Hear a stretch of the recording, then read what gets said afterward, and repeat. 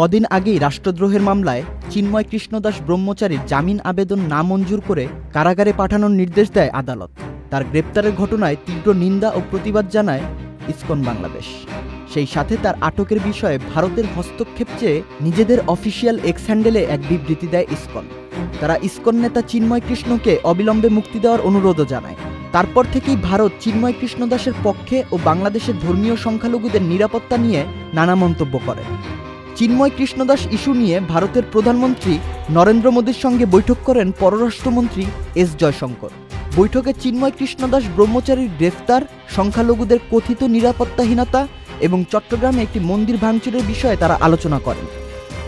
28 নভেম্বরে ভারতের সংসদেও বাংলাদেশ ইস্যুতে আলোচনা হয়। তারপরই পশ্চিমবঙ্গের মুখ্যমন্ত্রী মমতা ব্যানার্জি ও কংগ্রেস নেত্রী এবং সদ্য নির্বাচিত সংসদ সদস্য প্রিয়াঙ্কা গান্ধীও এ বিষয়ে মন্তব্য করেন। মমতা ব্যানার্জি বলেন, কোনো ধর্মের উপরই আঘাত আসুক এটা আমি চাই না। এখানে ইসকনের যিনি আছেন তার সঙ্গে আমার কথা হয়েছে। এটা যেহেতু অন্য একটি দেশের বিষয়, তাই কেন্দ্রীয় সরকারকেই প্রয়োজনীয় ব্যবস্থা নিতে হবে। এই ইস্যুতে আমরা কেন্দ্রীয় সরকারের পাশেই আছি। প্রিয়াঙ্কা গান্ধী বাংলাদেশের পরিস্থিতি নিয়ে সামাজিক যোগাযোগ মাধ্যম এক্সে লিখেন, চিন্ময় কৃষ্ণদাসের গ্রেপ্তারি ও সংখ্যালঘু হিন্দুদের উপর ক্রমাগত ঘটে চলা সহিংসতার সংবাদ অত্যন্ত দুঃখজনক।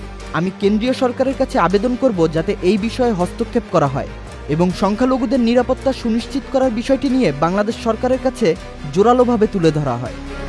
এদিকে বাংলাদেশে বিভিন্ন সংগঠন দাবি জানায় ইসকন নিষিদ্ধের, কিন্তু অন্তর্বর্তী সরকারের পরিবেশ উপদেষ্টা সৈয়দ রিজওয়ানা হাসান জানান, কোনো সংস্থা নিষিদ্ধ করার কোনো আলোচনাই সরকারের মধ্যে হয়নি। ব্যক্তির অপরাধের সঙ্গে সংস্থার অপরাধ আমরা জড়িয়ে ফেলছি না।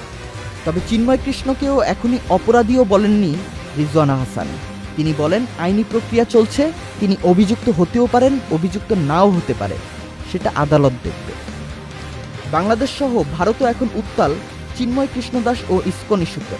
চিন্ময় কৃষ্ণের গ্রেফতারের পরই ভারতের পররাষ্ট্র মন্ত্রণালয়ের বিবৃতির পাল্টা বিবৃতি দিয়ে বলা হয়, এটি ঢাকার অভ্যন্তরীণ বিষয়।